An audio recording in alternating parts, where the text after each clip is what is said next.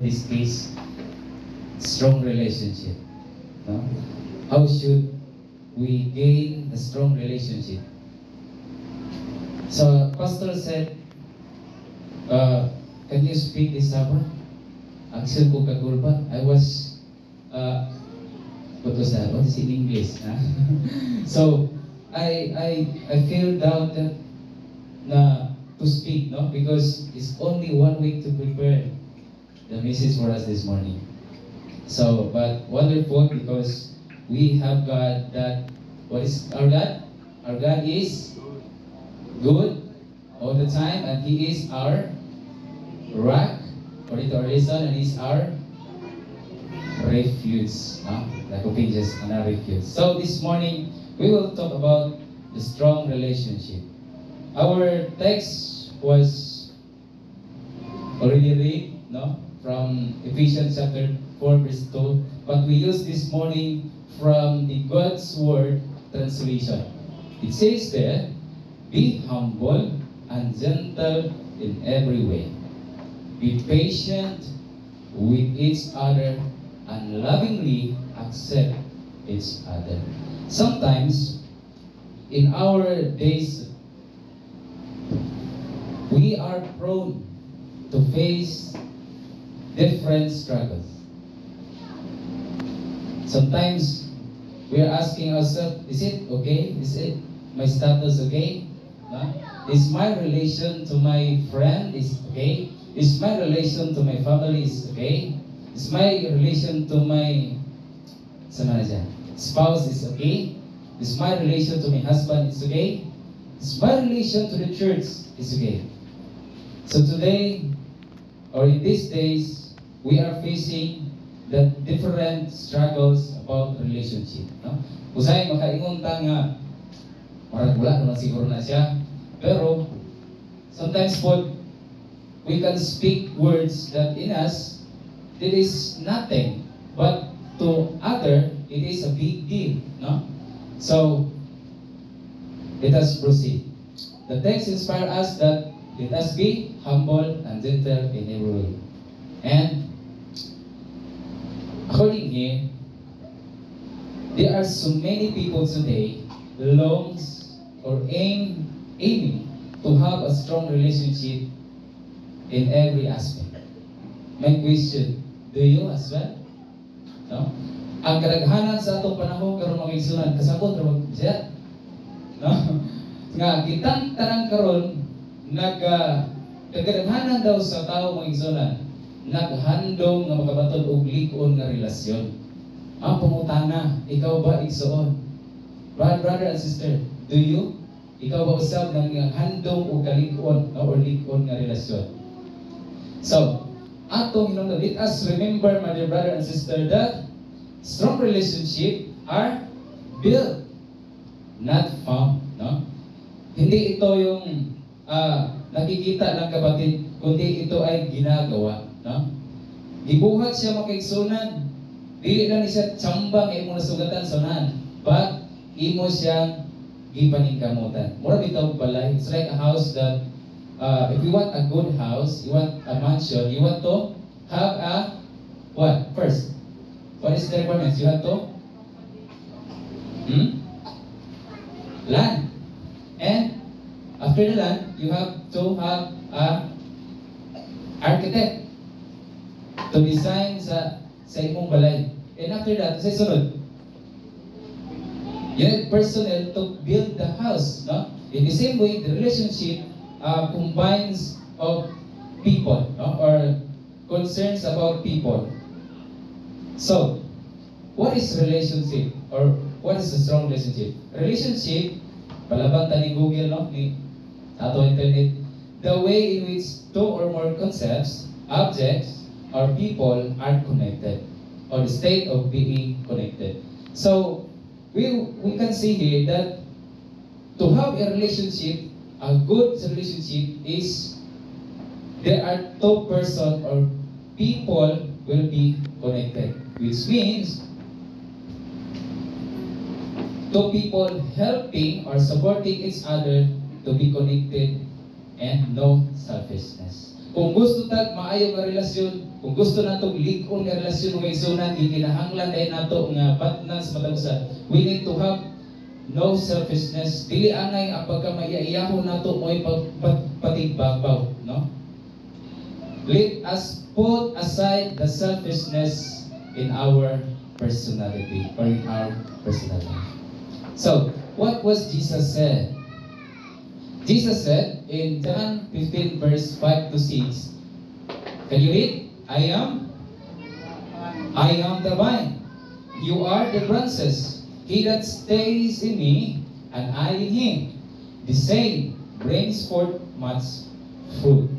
But for without me, you can do nothing. So, to have a strong relationship, my dear brother, first that we need to do is to acknowledge the rock, the foundation, no? Our Creator. Because if we did not acknowledge that, sama na, ingon niya, without me you can do nothing. So, number one, I am, what Pastor said, the I am is not changeable. No? It's not, dili siya mausap mga kaigsunan ka ng word nga I am. No? So, ato makita din we need to stay in the Lord. No? Kinahanglan nato magpabiling ta diha kaniya. Kaya kung magpabiling ta sa iya mga igsunan, kita mahimong magmabungaon. We will bring forth much fruit, no?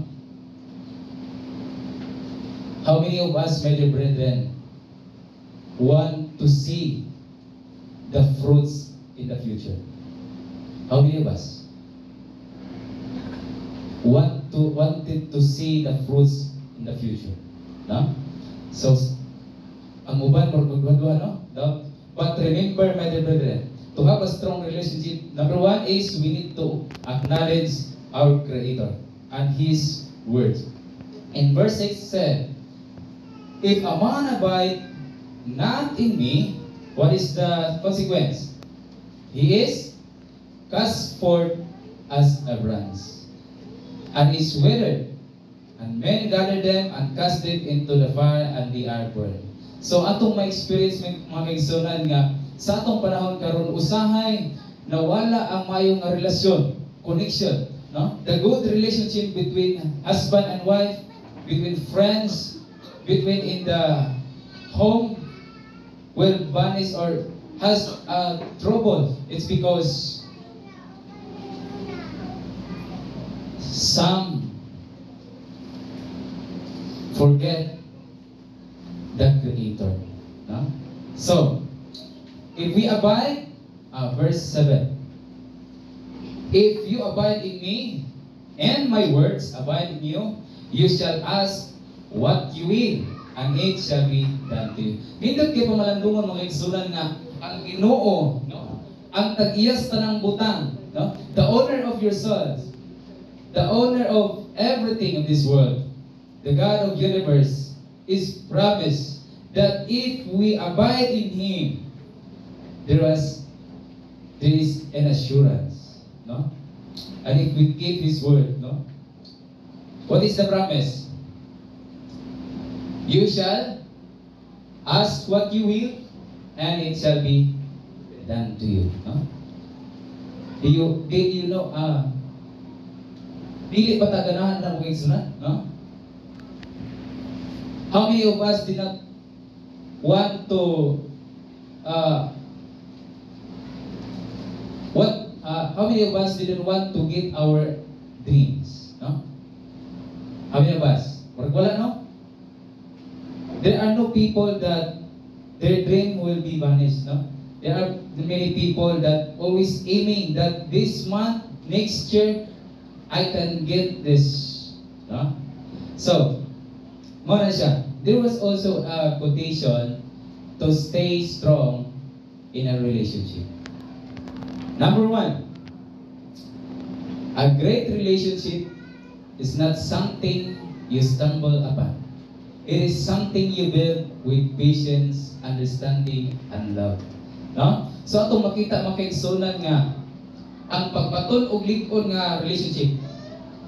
To achieve a strong relationship is number one, we need to acknowledge and we need to do something, no? Don't look the negative side, no, or the negative effect in your relationship. But in something you need to build with patience. Kinahanglan nga ato na yung pundaron mga kaigsunan kining maayo nga relasyon, no? We need to build the good relationship. Kinahanglan natin pagpailog, no? What is the next? True connection comes from showing up for each other. Even when things get tough, no? Usahay, pag na gani problema, moabot sa puluyanan, mubalhin na gidaanan, no? Naka-experience mo na? No? Some of us, if we face, sometimes we are, what's that? We are a victim of this. Sometimes in our home, when there is a trial or when there is a, what's that? Misunderstanding, no? It will bring us to that broken, no? The one will sleep in the inside the room, and the other person sleep outside the room, no? So, how to stay strong in the relationship? Kinahanglan di ay nga naatay, no? True connection. Pagpakita, no? Doing something to show each other. You need to ask your partner, are you happy in our relationship? Ha? Kinsa man ang napangutanan na diri? Did someone ask, naka-experience si sister, ipangutana siya, someone asked her to, are you happy in our relationship? No? So, kinahanglan din nato ng kaisan. We need to ask so that we may know, no? Para kung if ever there is a problem or misunderstanding, we can handle it early as you can. No? Number 3, communicate honesty. Listen with an open heart and always choose kindness.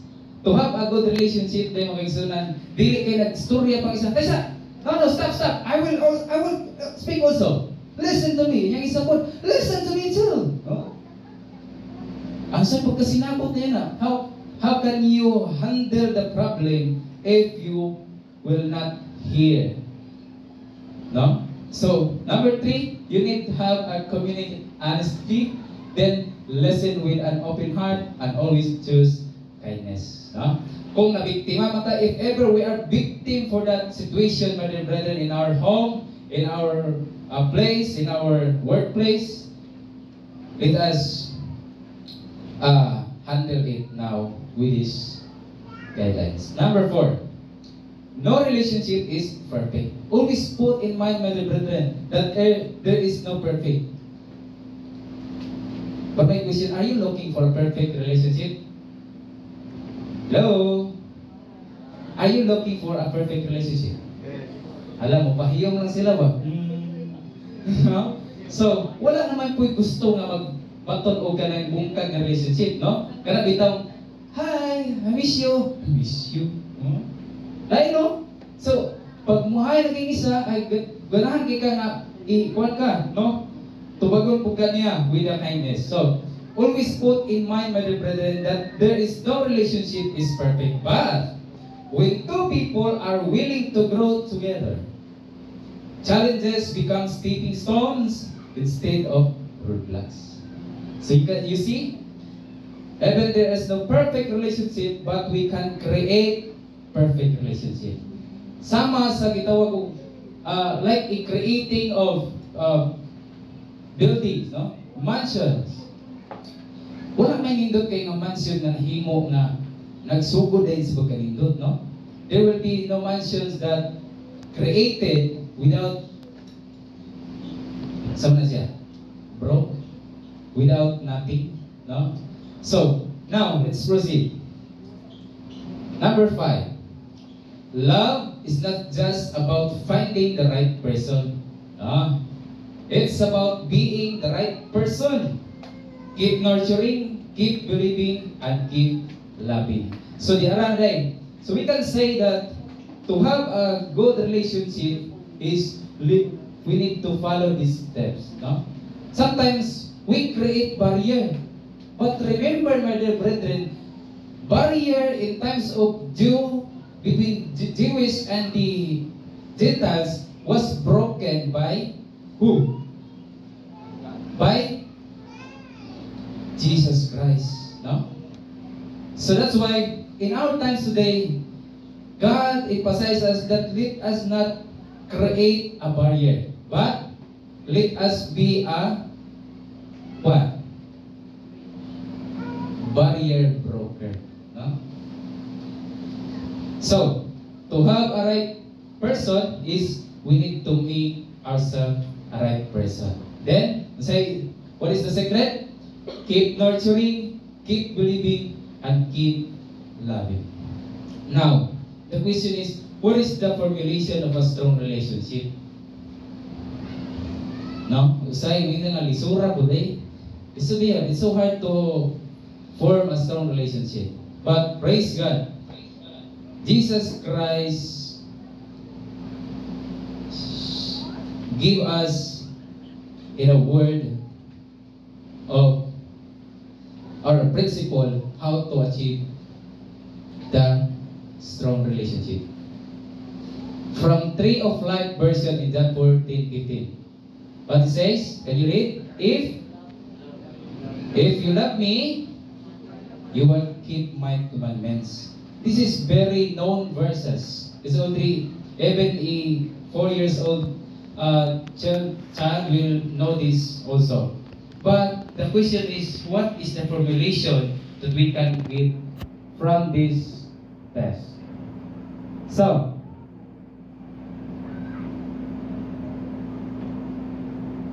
formulation. Let us find out the formulation. Para punta ng mathematics, no? We are like doing mathematics. So, love plus commitment. So, John 14:15 was emphasizing us to have a strong relationship. We need to have love, it's the first K, and add the commitment. What is the result? Strong relationship. Now question, how should we achieve these things? No? Or maybe we can change the commitment into abiding. So, one love is the foundation in a strong relationship. No? Review na lang tayo. Parang basic naman yun siya. Love. Let us find out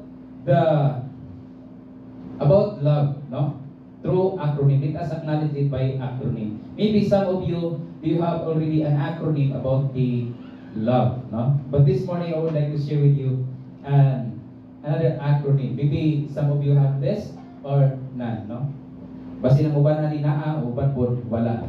Number 1 is L stand for loyalty, no? And the O is obedience, V is to vigilant, and E is to enjoy. Simple na siya. Loyalty, number 1. Strong feeling of devotion and commitment, no? And obedience, dutiful or submissive behavior with respect. Naagig kay pagrespeto pagka matinumanon.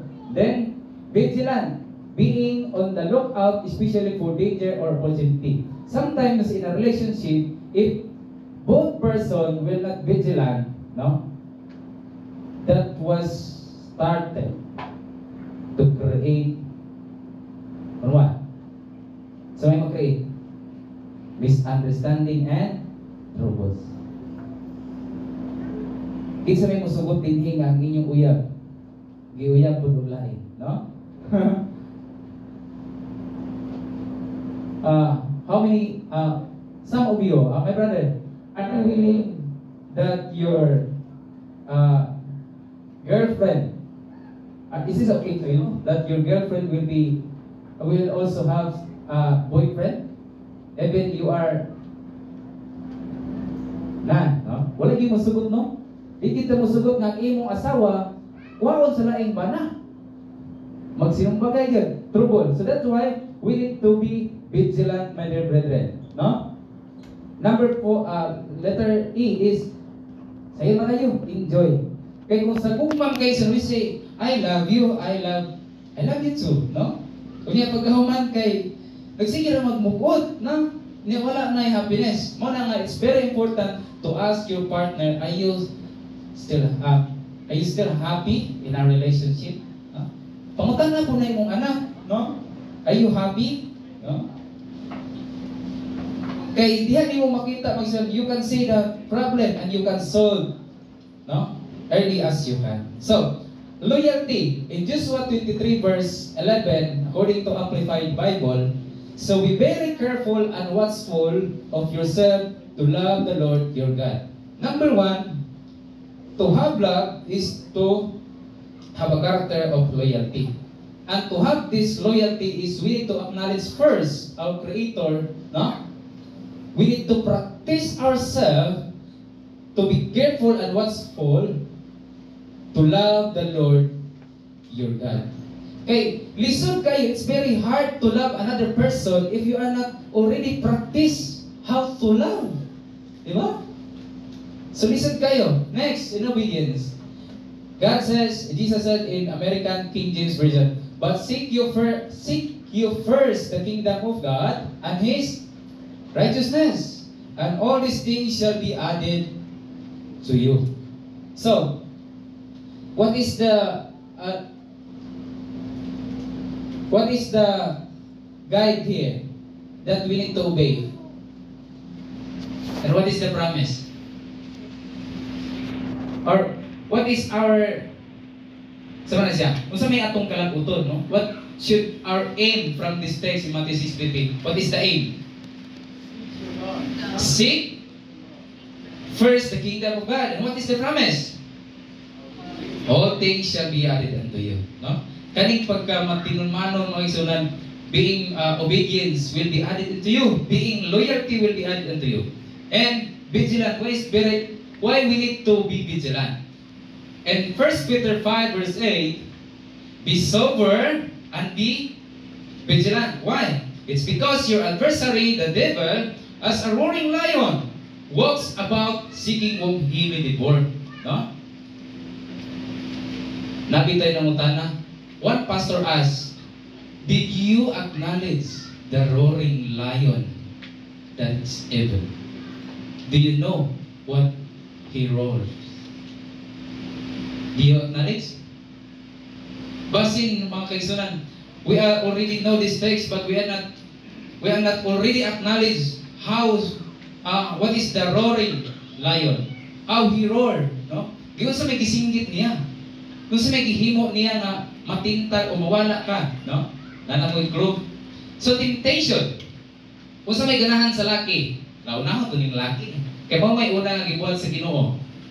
Da? O sa may cause nga ang laki mulingi, tadi ang may masugatan. Then, what is the cause of some boys to look behind if they are walking the right way when someone pass by? What is the most reason? Uy, ayaw mo pag-atik-atik, ha? No? Hindi na natin mapawalan. I will not want you to answer that. But you know already. No? So, that cause, we need to be vigilant. Yan ang hinungdan ng isang kinahanglan itong magmabinantayon. Kaya naman, basit ka ng atong gana, usahay, no? Our desire will be the roaring lion. No? So let us be careful. No? What is the reason of Eve fall from temptation? What is the reason? Ha? What? Nikaon or kaning nilakaw? Or nikaon siya or unsa may rason nga nung nahulog siya? What? Nibulag sa siyang bana, no? He depart his husband's side. Do you think that? Do you agree? Okay. I want to add something. Eve was tempted because of curiosity. And some of us was also victim of this kind of curiosity. So this morning, my dear brethren, let us be vigilant, no? In our curiosity. It's because it will bring us to fall down, no? And became a victim of the roaring lion that he did. Next, enjoy. How to enjoy? Dirita. It's, some of us would like to have a enjoy relationship or happy relationship, no? So, how to have this? Some of us, the cause that every one of us will fall to have a bad mood is because of what? Number one is what? I want to give you doubt. If you start doubting, kung mabalaka na ka, magduha-duha na ka, diha na, magsumpag tayo din mong buha. Di naman mo magkasinabot, no? You will not understanding each other because of doubt. You are doing this one. No, I did not do. I can prove you. No, I did not believe you. You're doing that. You already know I did not like that, but you're still doing. No, I did not already did that. No? So, doubt will cause to vanish the happiness in a strong relationship. So, this morning we learned that the love, we need to have to practice loyalty, no, by acknowledging our Creator. The number two is obedience, no. Let us practice also to obey what God given us or guidelines that given us, and vigilant, and we will be enjoy in our relationship. This morning, we need to commit, no, commitment, and in a relationship, we need also commitment, no. Why you enter into relationship? It's because of what? Because of commitment.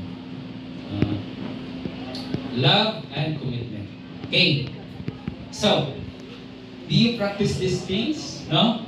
Wait, husband, can you help me fix this? You still practice this one? So, what God's message for us to renew our commitment? Jesus said, and always let us always remember this. Jesus said to his disciple and even us today, this morning. What Jesus said? I am the way, the truth, and the life. What is the reminder? No one comes to the Father but by me. No one can make a solution in their problems without Jesus.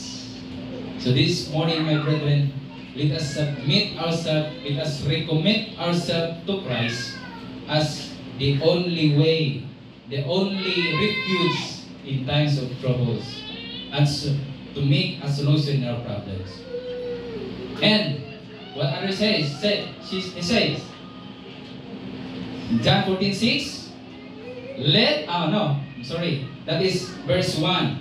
Let not your heart be troubled. You believe in God, believe also in me. That's what's the message of Jesus, my brethren. And the same in this morning. Jesus wants us to have a untroubled heart. No? Dili gusto sa Ginoo nga magmasulupon ka. Dili gusto sa Ginoo nga mabalaka ka. Kaya naman, tungod sa kabalaka mga kaigsunan, hinungdan ni siya nga wala tay maayong padulngan. Hinungdan siya nga magkagubot ang atong pulinanan, no? Because of doubt, because of troubled heart, we will have also trouble in our relationship. No? So this morning, let us recommit ourselves, our relationship, into our Savior. By remembering this text, my dear brethren. God invites us this morning, be humble and gentle in every way. Be patient with each other and lovingly accept each other. Let us be broker of the barrier. My brethren, Jesus is coming soon, and this year, let us get involved the harvest. Thank you, and God bless everyone. This is my prayer.